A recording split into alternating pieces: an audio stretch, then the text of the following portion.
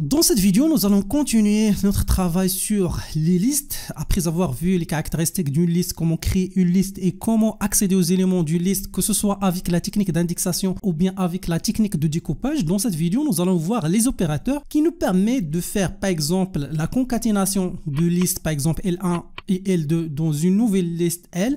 On va voir aussi comment multiplier une liste fois un nombre, par exemple entier, ce qui permettra de créer 3 fois la liste L avec les mêmes éléments. Par la suite, nous allons voir les opérateurs qui nous permettent de faire la comparaison de deux listes. Voilà, donc ça c'est l'objectif de cette vidéo, c'est les opérateurs ou bien les opérations que nous pouvons effectuer sur une liste ou bien entre deux listes. Il y a normalement 3 opérateurs principaux, donc on a la concaténation, la répétition, c'est-à-dire créer plusieurs fois la même liste, et on a les opérateurs de comparaison. Alors pour la syntaxe, on commence avec les opérateurs. L'opérateur de concaténation, c'est l'opérateur dans ce cas-là plus. Il est utilisé pour tout simplement concaténer deux listes. Si nous mettons par exemple L1 plus L2 et nous affectons ça à la liste L, la liste L va contenir la concaténation de L1 plus L2. Vous pouvez appliquer ou bien utiliser la concaténation avec cette technique ou bien avec la technique suivante, plus égal. Donc L1 plus égal, cela va permettre de prendre les éléments de L1, les concaténer avec les éléments de L2 et affecter tout cela à la liste L1. Alors dans ce cas-là, donc ça c'est une remarque, tous les opérants dans ce cas-là ce sont 10 listes. Ensuite on a la répétition ou bien la multiplication, donc l'opérateur étoile est utilisé entre une liste et un nombre n, donc c'est un nombre entier par exemple. Alors si nous prenons par exemple l'exemple suivant L fois n et nous affectons ça à L, ça permet de faire quoi? Ça permet de créer n fois les mêmes éléments de L et affecter ça à la même liste L. Nous pouvons utiliser cette technique ou bien tout simplement cette technique L fois égale n. Alors dans ce cas-là, L c'est une liste et n c'est un nombre entier, bien sûr, qui doit être positif. Le troisième type d'opérateur, ce sont les opérateurs de comparaison. Et on a plusieurs. Donc, on a égal, égal pour vérifier est-ce que les deux listes sont identiques, différents, inférieur, égal, supérieur, égal, supérieur, inférieur strictement ou bien supérieur strictement. Alors, voilà. Donc, on peut par exemple affecter ça à une variable x. Dans ce cas-là, il faut faire attention puisque x, c'est une variable de type, dans ce cas-là, booléen, c'est-à-dire que sa valeur soit true ou bien false. Et bien sûr, L1 et L2, ce sont deux listes. Donc là, juste une petite remarque, pour que deux listes soient identiques, il faut qu'il ait d'abord la même taille, le même nombre des éléments et contient 2 à 2 des éléments égaux. C'est-à-dire on a les mêmes éléments de la liste L1 sont les mêmes de L2 avec le même ordre. Voilà, donc nous revenons à notre exemple. Si on a la liste L1 et L2 et nous voulons utiliser la concaténation, c'est-à-dire concaténer les deux. Alors, d'abord, il faut déclarer la liste L1 avec la méthode suivante, déclarer la liste L2 et après, nous pouvons utiliser une autre liste ou bien L1 ou bien L2 pour recevoir la concaténation de L1 plus L2 avec la méthode suivante. Si vous voulez appliquer la multiplication ou bien la répétition avec 3, tout simplement, il y a déjà deux méthodes. Donc la première méthode consiste à d'abord déclarer la liste et ensuite affecter à la variable L, donc la même variable, L fois 3, ce qui permettra de créer 3 fois la même liste L. Ou bien vous pouvez utiliser la multiplication avec cette méthode, c'est le raccourci, donc L fois égale 3. Et la deuxième méthode, c'est faire les deux en même temps, c'est-à-dire la déclaration et la multiplication. On déclare et aussi on fait la multiplication, ce qui permettra de créer la liste L avec 4, 2, 9, 3 fois. Nous passons maintenant à la comparaison et on suppose L1 et L2, comme vous voyez là, on a les mêmes éléments, le même ordre, la même taille. Donc là, si vous faites print L1 supérieur ou égal à L2, donc le résultat normalement qui sera affiché à l'écran, c'est true puisque L1 égale L2 et on a supérieur ou égal. Donc ça, ce sont les opérateurs que nous pouvons appliquer sur les listes. Nous passons maintenant à une autre chose, toujours à propos des opérations que nous pouvons effectuer sur une liste ou bien entre une liste et les variables. Et on suppose qu'on a le joueur suivant, donc vous connaissez tous, donc c'est Lionel Messi et on a la liste L qui contient les informations de ce joueur-là. Donc on a d'abord le nom, la date de naissance et aussi la taille de ce joueur-là. Alors, on suppose la situation suivante. Nous voulons donc créer la liste. Donc, pour créer la liste, c'est très simple. Elle reçoit Donc les trois éléments que vous voyez là, donc avec Python, nous pouvons créer une liste avec des types de variables différentes. Par exemple, on a ici une chaîne de caractères, là on a un nombre entier et là on a un nombre réel ou bien de type float. Alors on suppose qu'on a trois variables. La variable nom, la variable date de naissance et la variable taille. Ce sont des variables normales, donc ce ne sont pas des listes.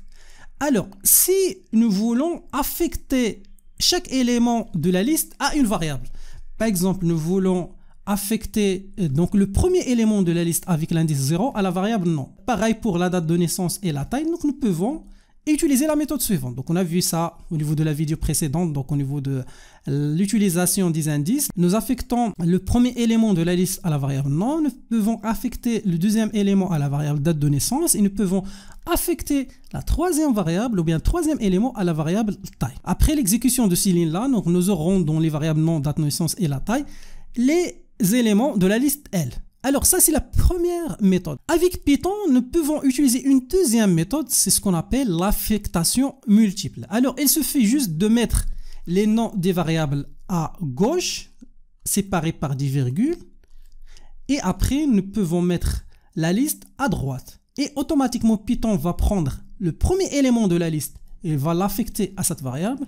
Le deuxième élément de la liste, il va l'affecter à cette variable. Et le troisième élément de cette liste, et il va l'affecter à cette variable. Et après, donc, nous aurons le même résultat. Alors, ça, c'est ce qu'on appelle l'affectation multiple. Alors aussi, avec Python, nous pouvons utiliser ce qu'on appelle l'affectation multiple, mais avec découpage ou bien slicing qu'on a vu au niveau de la vidéo précédente. Alors, je vous donne un exemple. On suppose qu'on a la liste L avec les éléments suivants. Alors là, ce sont les indices de chaque élément, que ce soit l'indexage positif ou bien négatif. Et on suppose l'ensemble des opérations suivantes. Alors, d'abord, nous voulons par exemple remplacer trois premiers éléments de la liste. Alors, une première méthode consistera par exemple à prendre cet élément, par exemple L0, et affecter à L0 une nouvelle valeur. La même chose L1 et L2. Avec Python, nous pouvons utiliser le découpage avec donc, la technique suivante. Alors, on peut par exemple mettre les trois premiers éléments. Si vous utilisez le découpage avec cette méthode, juste 2.3, donc Python va commencer à partir par défaut à partir de le premier élément de la liste, c'est-à-dire 0, jusqu'à donc cette valeur-là qui est mentionnée ici, ou bien cet index, mais moins 1, c'est-à-dire à cet élément.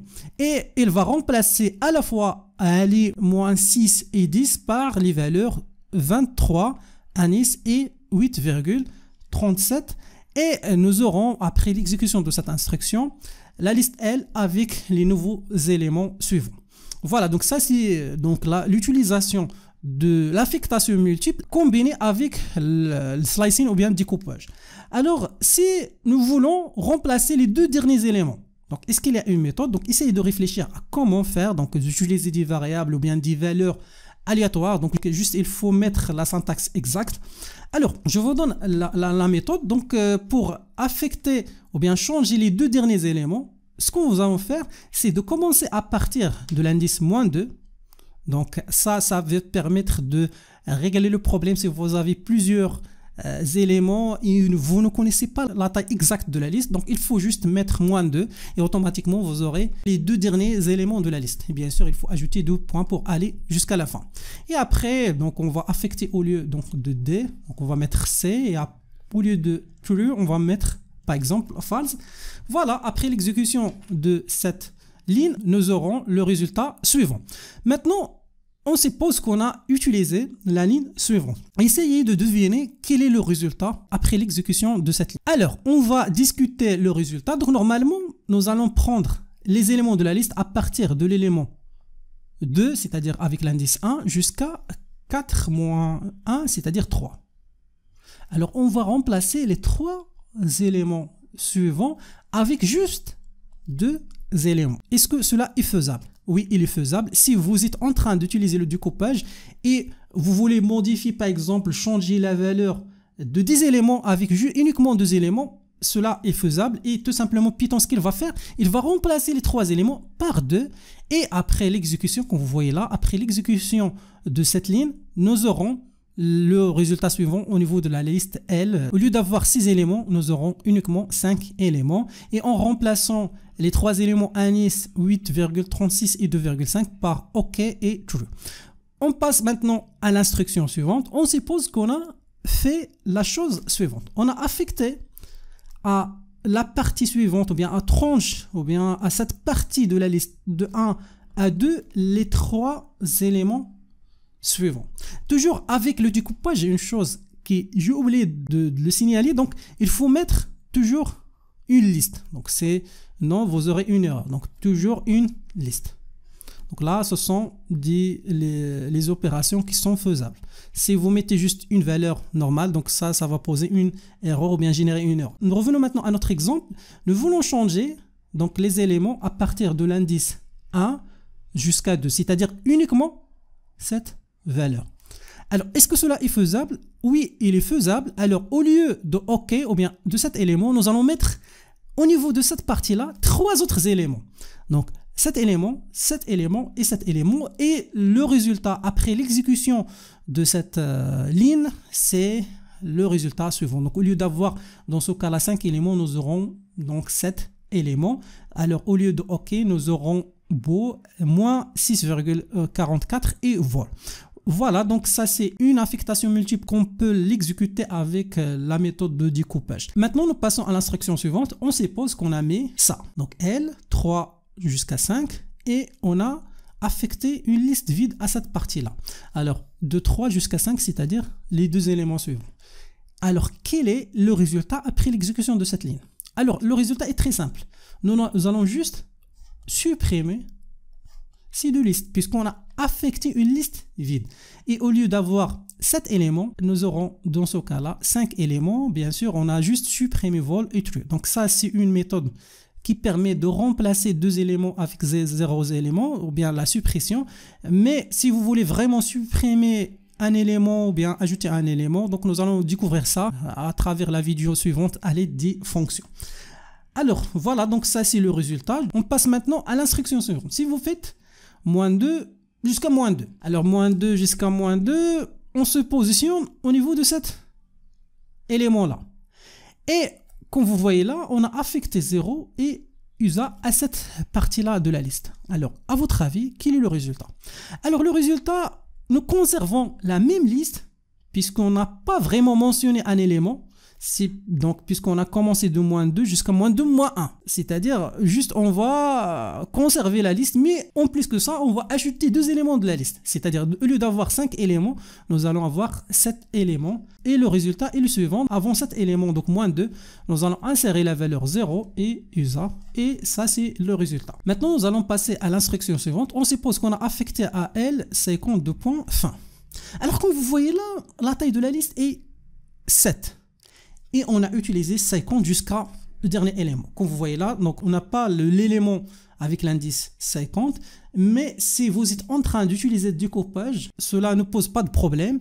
Et Python va accepter ça et il va tout simplement se positionner au niveau de la fin de la liste et il va ajouter ce que vous avez mentionné. Par exemple, là, tout simplement, on va ajouter à la fin de la liste, par exemple, l'élément fin. Maintenant, nous passons à l'instruction suivante. On suppose qu'on a utilisé la technique suivante.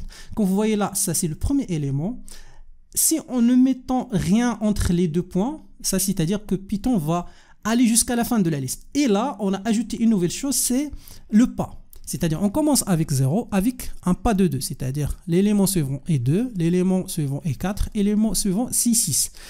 Alors, on a fait quoi? On a sélectionné 4 éléments de la liste et on a affecté à ces éléments les valeurs suivante.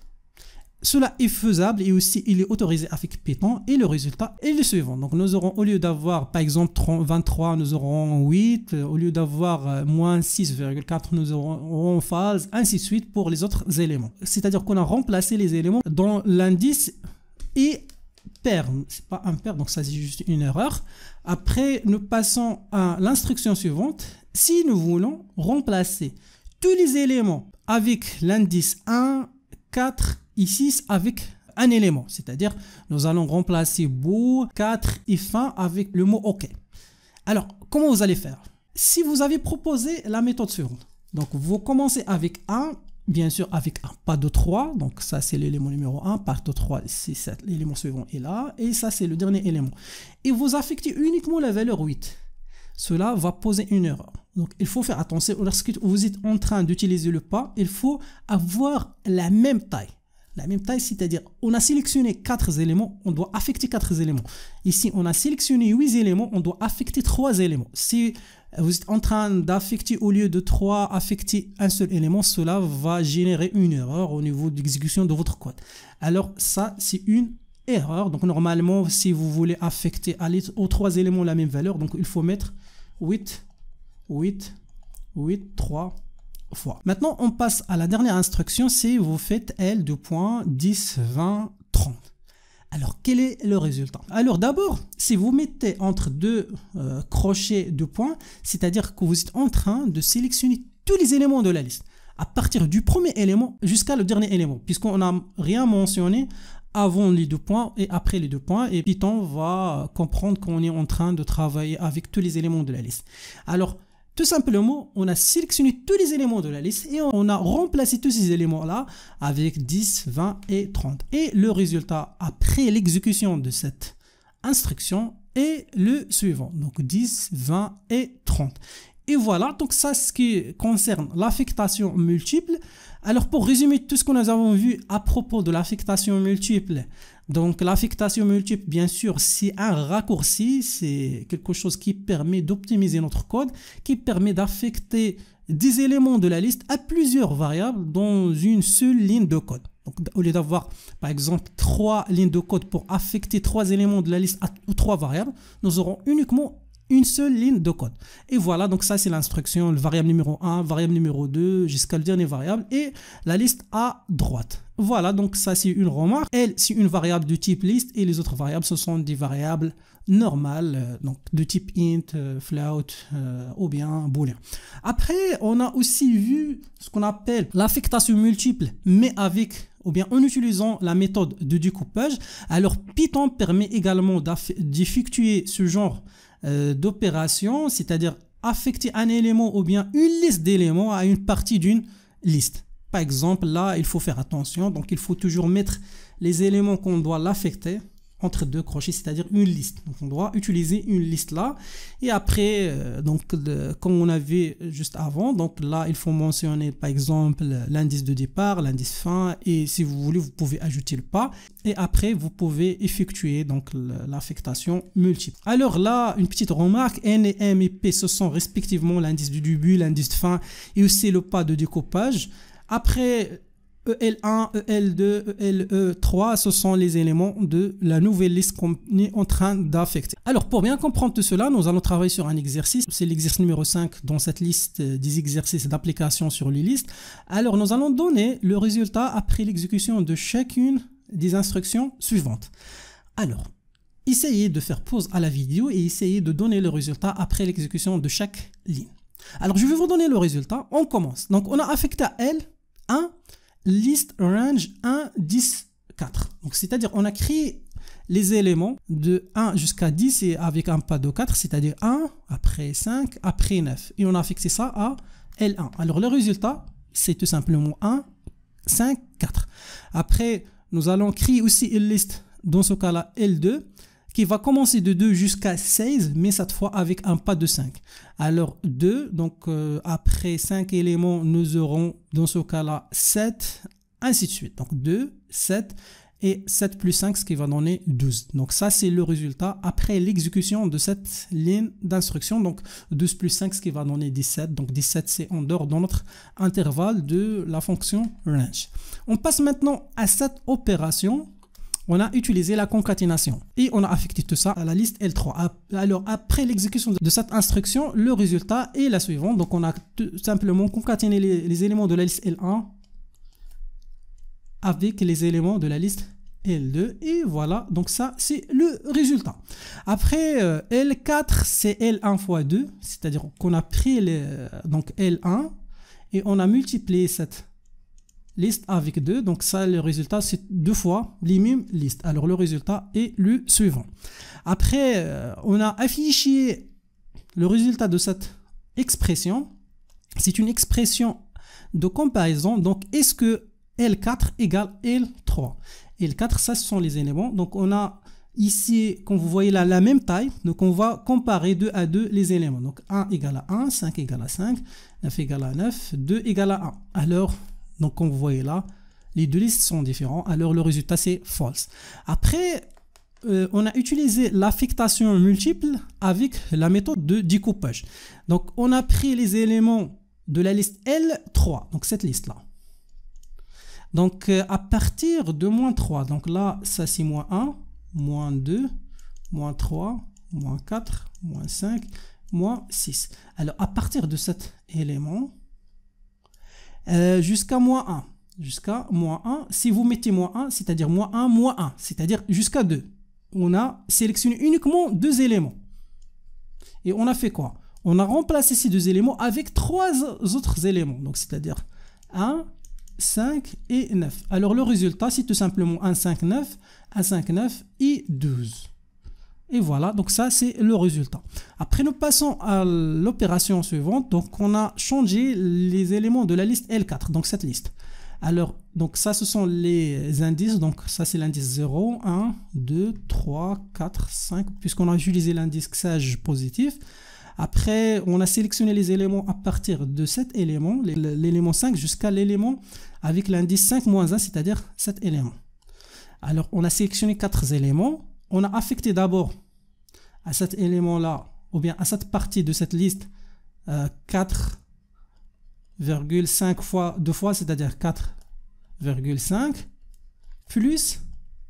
Donc, on a sélectionné tous les éléments de la liste L1, mais dans l'ordre inverse. Donc, puisqu'on a fait un pas négatif. Donc, L1, voilà, ça, c'est la liste L1. Est-ce qu'on a changé la liste L1 au travers les autres instructions? Non. Alors, on a pris les éléments de la liste 1, mais dans l'ordre inverse, c'est-à-dire 9, 5 et 1. Alors, on a changé ces éléments-là par ces éléments-là. Alors, le résultat, tout simplement, c'est 1, 4, 5, 4, 5, 9, 5, 1, 9. Voilà, donc ça, c'est le résultat après l'exécution de cette instruction. Ensuite, on a créé une nouvelle liste, c'est la liste L5, avec les éléments de 0 à 5, avec un pas de 3, donc 0 à 5, donc 0, avec un pas de 3, c'est-à-dire 2, et après, l'élément suivant, c'est 3, 6, 5 ne sera pas inclus, puisque ça c'est donc normalement la dernière valeur c'est 4. Après on va ajouter à cette liste la liste L2, donc cette liste, est-ce qu'on a changé la liste L2? Donc non, donc L2 c'est-à-dire 2, 7, 12, donc 12 fois 2, c'est-à-dire les mêmes éléments, 2, 7, 12. Et après aussi donc 3 fois, donc 12,7, 12. Donc le résultat est la suivante. Voilà, donc cette liste 3 fois. Voilà. Après, donc la dernière opération, c'est la vérification de l'expression suivante. Donc est-ce que L3, donc cette expression, on l'a bien, voilà, donc ça c'est L3 normalement, donc puisqu'on a changé L3, est-ce que L3 est supérieur ou égal à la liste L5? Alors on va voir. Alors, on commence avec le premier élément. Comme vous voyez là, on ne s'intéresse pas tant à la taille de la liste. On compare 2 à 2 les éléments. Donc, le premier élément, est-ce que cet élément est supérieur à cet élément? Oui, alors, tout simplement, L3 est supérieur vraiment à L5 et le résultat est true. Et voilà, donc ça, c'est la solution de cet exercice. Et bien sûr, c'est la fin de cette vidéo. On a vu 2 choses principales. Premièrement, on a vu les opérations qu'on peut effectuer sur une liste, que ce soit pour la concaténation, la multiplication ou bien la comparaison. Et après, on a vu l'affectation multiple avec la technique de découpage. Au niveau de la vidéo suivante, nous allons découvrir ensemble les fonctions et les méthodes que nous pouvons appliquer sur une liste, que ce soit pour ajouter, supprimer, rechercher, calculer quelque chose comme par exemple la moyenne, la somme et d'autres fonctions.